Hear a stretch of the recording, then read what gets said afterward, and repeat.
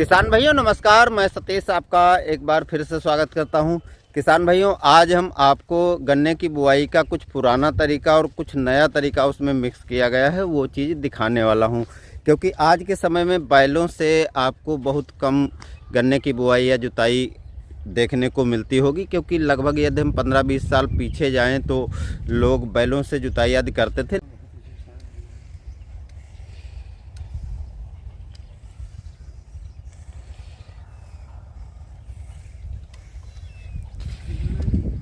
किसान भाइयों, यहाँ पर जो आपको कूड़ दिखाई पड़ रहे हैं काटे हुए, वो बैलों के द्वारा काटे हैं। आपको दिखा देते हैं कि बैल यहाँ पर हैं। और इस तरीके से पहले किसान भाई बुआई करते थे, लेकिन आज के समय में थोड़ा जल्दबाजी के चक्कर में ये काम नहीं करते हैं। यदि हम कूड़ देखें तो औसतन ठीक ठाक कटे हुए हैं और टोटल काम ज़्यादातर किसान बैलों के द्वारा ही लेते हैं। लेकिन इसमें थोड़ा टाइम लगता है। पुराने तरीके यदि आप देखें, अपने बचपन की याद करें तो काफ़ी ज़्यादा बैलों हाथ से भी बुआई होती थी।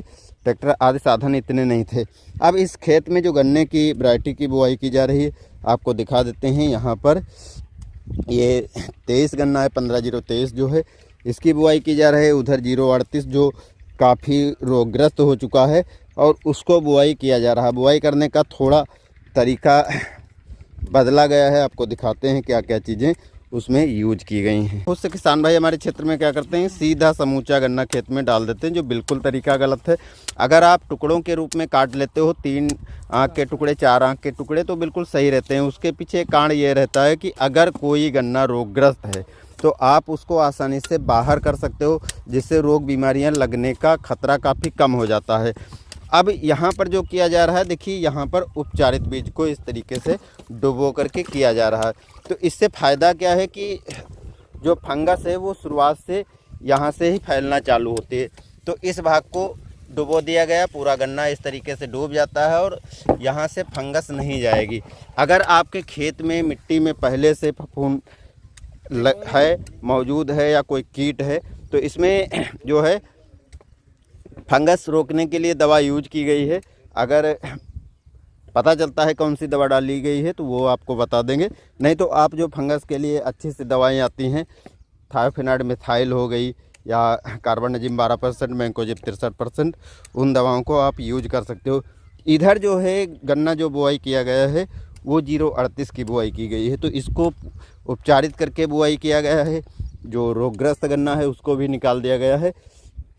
काफ़ी चांस कम हो जाएंगे रोग लगने के। लेकिन अगर इसमें ट्राइकोडर्मा आदि डाल दिया जाता और इन चीज़ों का यूज किया जाता या मिट्टी को उपचारित कर लिया जाता तो और भी रोग लगने के चांस कम हो जाते। देखिए, केवल पुराना तरीका देखें तो बैलों के द्वारा गन्ना बुआई की जा रही है, बाकी चीज़ों का ध्यान रखा जा रहा है।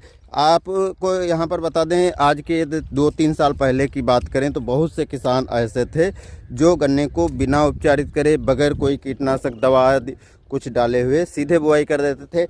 आज भी बहुत से ऐसे किसान हैं जो सीधे गन्ने की बुआई कर देते, कुछ भी साथ में नहीं मिलाते हैं, और बाद में जब उनका नुकसान होता है तो तरह तरह की चीज़ें यूज करते हैं, लेकिन उससे फ़ायदा नहीं होता है।